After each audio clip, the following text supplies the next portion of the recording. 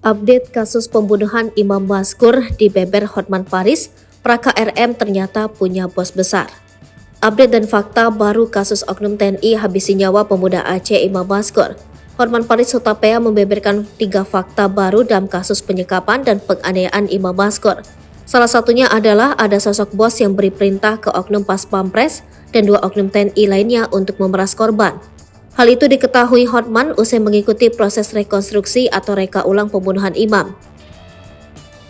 Berikut rangkuman faktanya. Sudah rencanakan pembunuhan. Hotman mengatakan para pelaku sudah merencanakan pembunuhan terhadap korban usai mereka menculiknya. Salah satu adegan rekonstruksi memperlihatkan ketiga oknum TNI itu sempat memeras ibu Imam Maskur Fauzia untuk menyiapkan uang 50 juta rupiah. Jika tidak disiapkan, mereka mengancam akan membunuh Imam Maskur. Dalam rekonstruksi, Fauzia sempat akan mencari uang yang diminta 3 oknum TNI tersebut. Namun karena keterbatasan biaya, akhirnya negosiasi saat itu menemui jalan buntu. Akhirnya kemudian menemui jalan buntu karena ibu almarhum di suatu desa tidak mungkin dapat uang 50 juta rupiah dalam waktu sangat singkat, paparnya. Dalam rekonstruksi, kata Hotman, terdapat 1 orang lagi yang berada di mobil yang sama dengan Imam. Namun ia tak menjelaskan siapa korban yang bersama dengan Imam. Menurut Hotman, korban lainnya dilepas oleh 3 oknum TNI itu di kawasan Cikeas dan Selamat. Hotman menyampaikan para pelaku membuang semua barang bukti, yakni ponsel dan sarung tangan yang dipakai saat menculik. Ada bos yang perintahkan untuk peras Imam.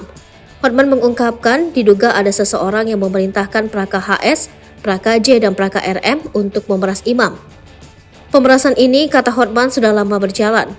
Oknum-oknum ini diduga sengaja datang ke penjual obat jenis G, lalu memeras dan memukuli penjualnya sama seperti yang dialami oleh Imam. Informasi ini dia terima dari masyarakat yang mengadu ke firma hukumnya, yaitu Hotman 911.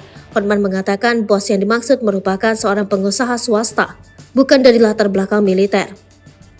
Dari beberapa spekulasi itu, Hotman meminta kepolisian menangkap pihak yang diduga aktor intelektual dalam kasus ini.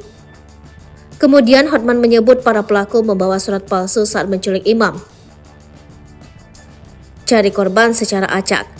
Hotman mengungkapkan Praka HS, Praka J, dan Praka RM mempunyai modus dengan berkeliling mencari penjual obat daftar G untuk diculik dan diperas.